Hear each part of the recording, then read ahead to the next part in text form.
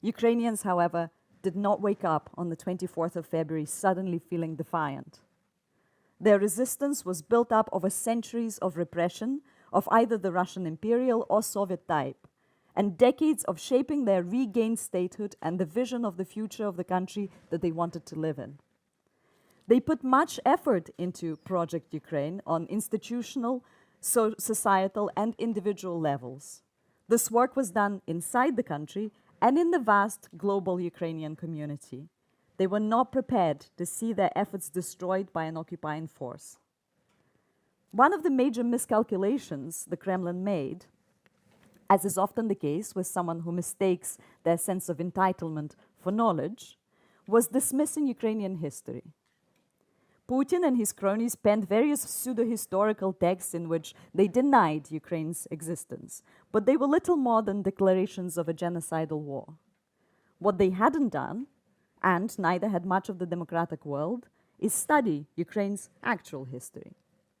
In order to understand the roots of Ukraine's defiance, there is no need to go back as far in history as Putin likes to do, when he treats the medieval Prince Volodymyr, who baptized the inhabitants of Rus as Christians, as if he were one of the present-day politicians sitting across the infamous long table in the Kremlin.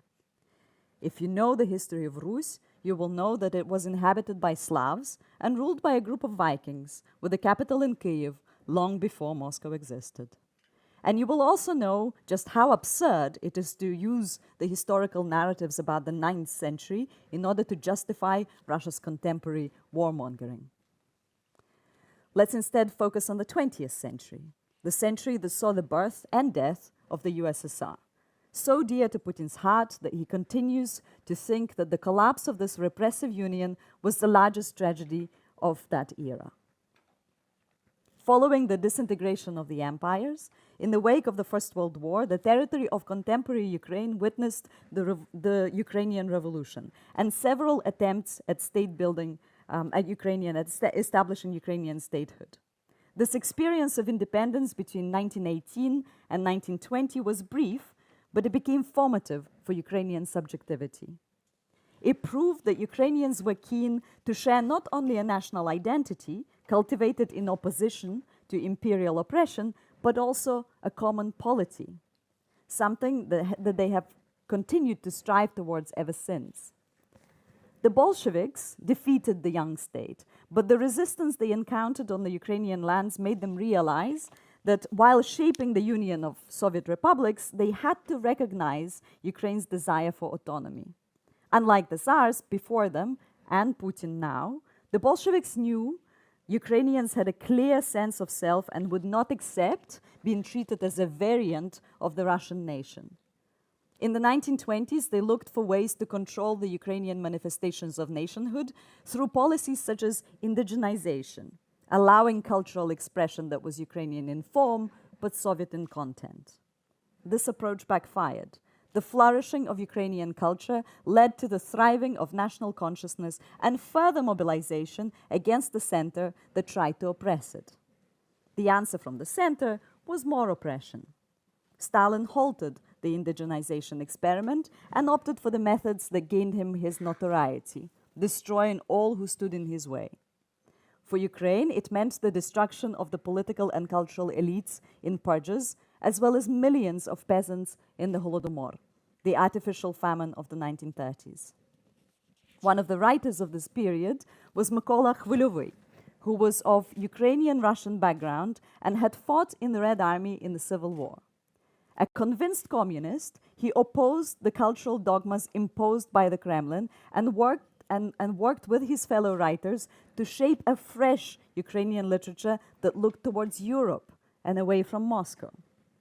In 1926, commenting on Khvylovy's position in a letter to Lazar Kaganovich, who was the first secretary of the Communist Party of the Ukrainian SSR at the time, Stalin wrote the following: "What is to be said of other Ukrainian intellectuals, those of the non-communist camp, if even communists begin to talk, and not only talk, but even write, in our Soviet press in the language of Khvylovy?"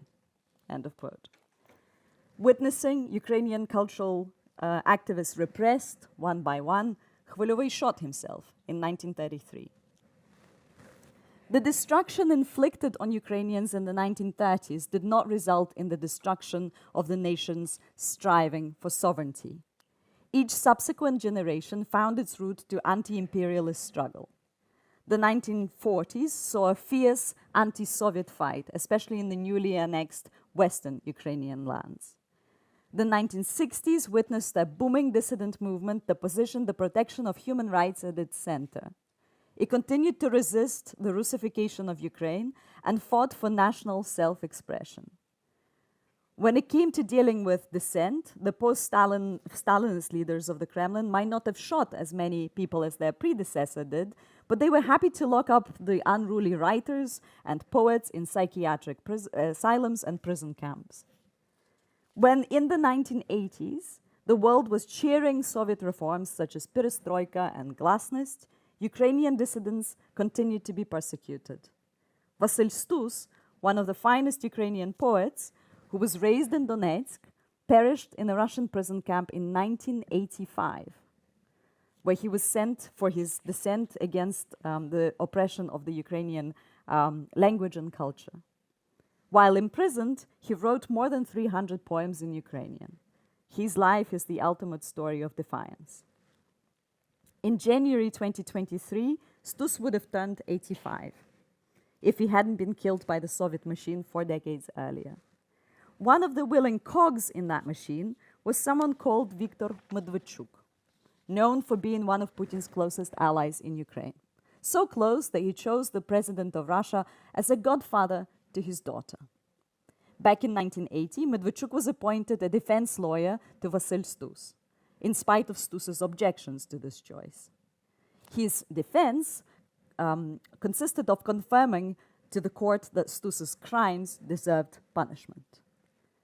Street art with Stus's face and the hashtag Medvedchuk we've not forgotten periodically appeared on the streets of Kyiv to remind the former Soviet lawyer that Ukrainians, unlike his friend in the Kremlin, knew and remembered their history.